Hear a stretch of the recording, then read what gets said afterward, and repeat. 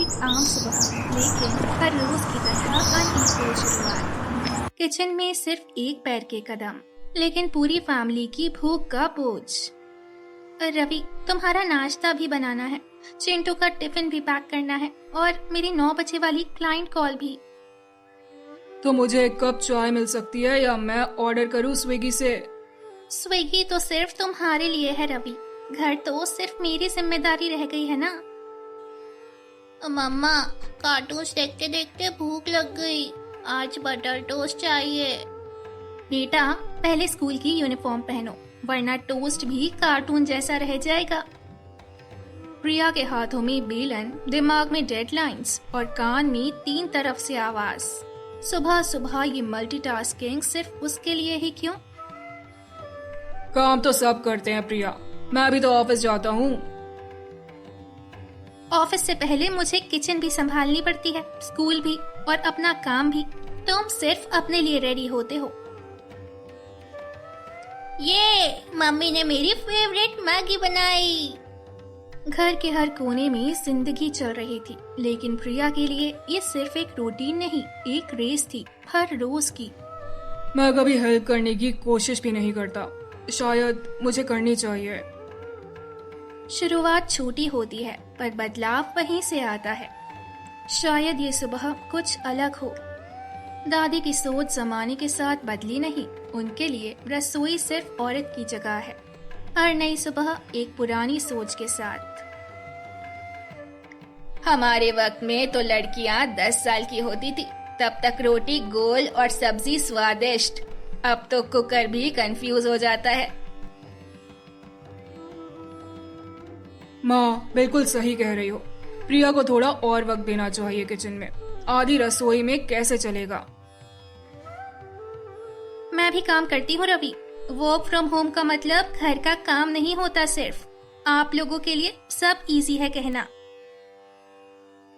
पुरानी सोच और नए जमाने के बीच प्रिया हर रोज एक नई लड़ाई लड़ती है, बिना तलवार के, सिर्फ बेलन और पेशेंस के साथ। जब घर में हवा बंद हो जाए तो नई सोच एक खिड़की बन के आती है। आज वो खिड़की बनी प्रिया की छोटी बहन रितु। दीदी, किचन में इतना शोर और तुम अभी तक एप्रन में। वर्क फ्रॉम होम का मतलब हाउसवाइफ फ्रॉम होम तो नहीं। काश ये लोग समझते। ये घर तो सिर्फ मेरी रिस्पॉन्सिबिलिटी समझ के छोड़ा सबने। दीदी, रवि जीजू को किचन में हेल्प करनी चाहिए। इक्वालिटी सिर्फ इंस्टाग्राम स्टोरी के लिए थोड़ी होती है। हाँ हाँ, अब लड़के भी रोटी बेलेंगे तो घर घर खेल कैसे चलेगा? दादी, अब दुनिया बदल रही है, किचन दोनों का है तो काम भी दोनों का होना चाहिए। क्या हो रहा है यहाँ? मैं तो बस ब्रेकफास्ट का वेट कर रहा था। मैं बस ये सोच रही थी, क्या तुम सिर्फ ब्रेकफास्ट के लिए हो या घर के लिए भी?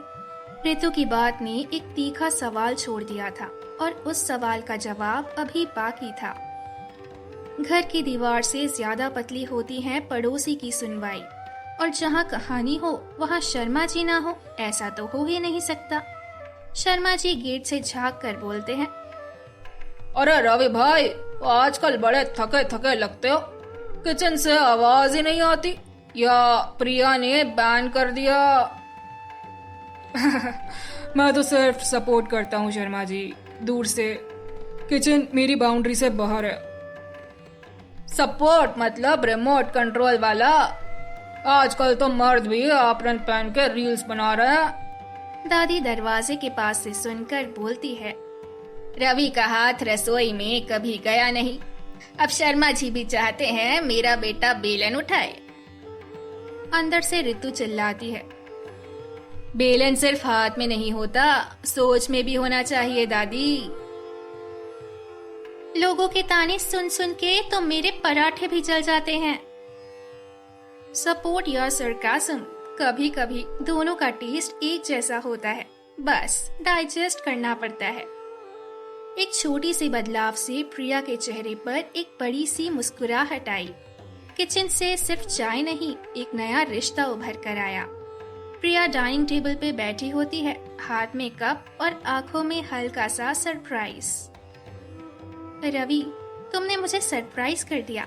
आज की चाय में शायद पत्ती थोड़ी ज्यादा थी, लेकिन टेस्ट दिल से आया था। मैं सिर्फ तुम्हारा प्रेशर कम करना चाहता हूँ, और हाँ, अपना भी। मुझे लगा शायद तुम हर रोज थक जाती हो। शायद रोज काफी होता है। आज पहली बार लगा कि मैं सिर्फ घर की मेड नहीं, इस घर की पार्टनर हूँ। पार्टनर हो, इक्वल पार्टनर। चिंटू अपनी कलर बुक से उठकर आता है। पापा बेस्ट शेफ हैं। उन्होंने चाय बनाई और मेरी मैगी भी। पराठा नेक्स्ट लेवल है चिंटू। रेडी हो प्रैक्टिस के लिए? जहाँ चाय में मिठास हो, वहाँ जिंदगी में खट्टी बातें भी पिघल जाती हैं। जब वक्त बदलता है तो सोच भी बदलती है, चाहे धीरे ही सही। दादी के लिए रसोई सिर्फ औरत का काम था, पर आज उन्होंने पहली बार खिड़की खोली। दादी आर्म चेयर में बैठी होती है, रवि को रोटी बेलते हुए देखती है। रोटी थोड़ी चिपक रही है बेटा, लेकिन तुम्हारा जज्बा देखकर गर्व हो रहा है। बस माँ, बेलन मेरा नया डम्बेल बन गया है। बेटा, कल मुझे भी सिखाना ये नया कुकर वाला पुलाव बनाना। क्या नाम था उसका? वेज दम या यूट्यूब पुलाव? आप सीरियसली सीखना चाहती हैं? हाँ, घर में सब मिलके करेंगे तो मजा आएगा। वैसे भी अब तो किचन सबका हो गया है। ऋतु वीडियो बनाते हुए कमेंट करती है। दादी इन एक्शन, हैशटैग रसोई रिफॉर्म्ड। ये तो नया चैप्टर लगता है, दादी 2। हाँ, अब तो किचन में फुल फैमिली क्रिकेट टीम। जो सोच कभी ताना थी, आज प्यार बन गई। रसोई सिर्फ जिस्म से नहीं, दिल से भी जलती है। एक रसोई थी जहाँ सिर्फ औरत होती थी, अब वही रसोई सबकी है, जहाँ प्यार, बराबरी और समझ है। आज किचन में सिर्फ स्वाद नहीं, समानता भी पक रही है। सब लोग किचन में काम कर रहे हैं। प्रिया स्टोव पे सब्जी देख रही होती है, रवि रोटी सेक रहा होता है। आज किचन सबके लिए है। जब काम सबके हैं, तो जिम्मेदारी भी सबकी होनी चाहिए। मैं हर संडे शेफ बनूंगा, पर तुम डिश वॉश करोगी। डील, पर रोटी गोल होनी चाहिए। Bingo, partnership goals. तुम दोनों तो इंस्टा पे वायरल होने वाले हो। मैं दोनों का हेल्पर हूँ। आज मैं सैलेड डेकोरेट करूँगा। अरे भाई, मुझे पुलाव का दम चेक करने दो। किचन का मैदान अब सिर्फ औरत का नहीं, सबका है। ऋतु फोन लेकर वीडियो रिकॉर्ड करने लगती है।